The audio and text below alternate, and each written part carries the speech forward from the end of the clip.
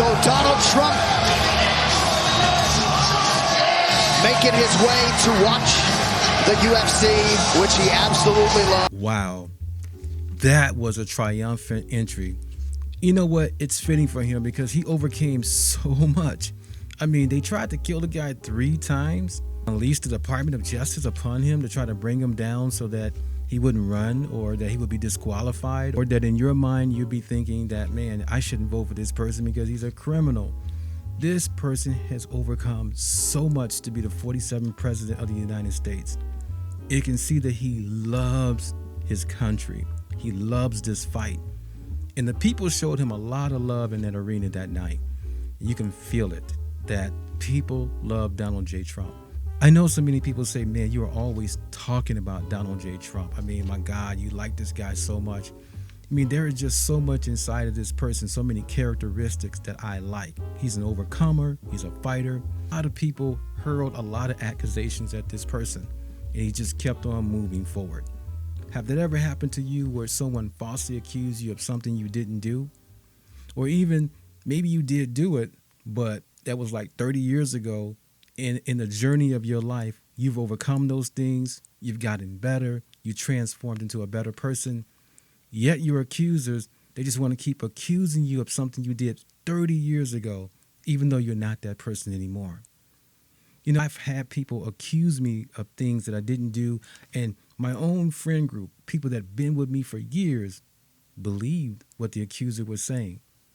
They didn't even come to me to sit down and say, hey, what's your side of the story? What actually happened? I was shocked. Man, this can happen to anybody.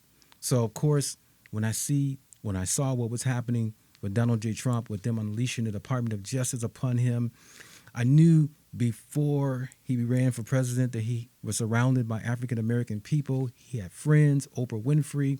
All those people were friends with Donald J. Trump. And now the accuser was trying to say that he's a racist person. He don't like black people. They're going to be hanging from trees. See, I remember Donald J. Trump, you know, in the 70s and the 80s and the 90s, you know. So, I mean, did they think we just forgot? I've been around racist people, and I used to be in the military. A racist person doesn't want to have anything to do with anybody outside of their race. They will not try to help anyone advance, and they definitely don't want to be in their presence. They will not shake their hands. They won't do deals with that person. They don't want to help anyone that is outside of their race. I've been around racist people. I was in the United States Air Force at one time, and I've encountered racism where people were purposely trying to stop my advancement, and it was clear. It wasn't ambiguous. I mean, it was crystal clear that the only reason why they didn't like me is because of the color of my skin, and they were trying to do everything to block me. Now, having said that, in my lifetime, I've even encountered that amongst my people too. They just don't like you because of how you look or who you are, how you sound, or who you married. And so they're trying to purposely block you because they don't like the way you think or something of that nature. So is that racism?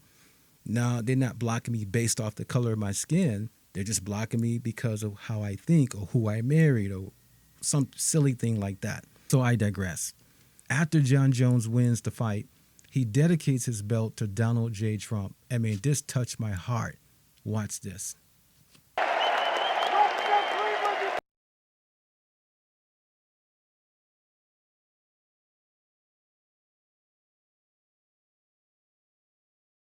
I mean, Jon Jones is African American. I mean, he's not a Caucasian. And he dedicates or he gives the belt to Donald J. Trump. So I thought Donald J. Trump was a racist. What African American would want to support a racist person like Donald J. Trump? See, this stuff is all made up by the accuser to try to bring someone's character down so that you don't like this person. You don't even know why you don't like them. You've never met the person, but you just go ahead and off of hearsay and listen to what everyone's saying, and you don't take the time to get to know the person yourself. People like Jon Jones, they're not like the average American who just listens to everything and falls for everything, and they're willing to riot and be in an uproar over stuff that they heard someone else say, instead of sit down with those people, the people group, and say, let me get to know you for you. I don't know. What do you think about this? Are you tracking with me? Why don't you go ahead and leave a comment in the comment section and let me know what are you thinking out there. At this moment, I would like to take the opportunity to thank the 9 new subscribers. I'm up to 324 subscribers since the last YouTube post, and I appreciate all those who view and subscribe. Thank you so much, and I'll see you next time. Thanks.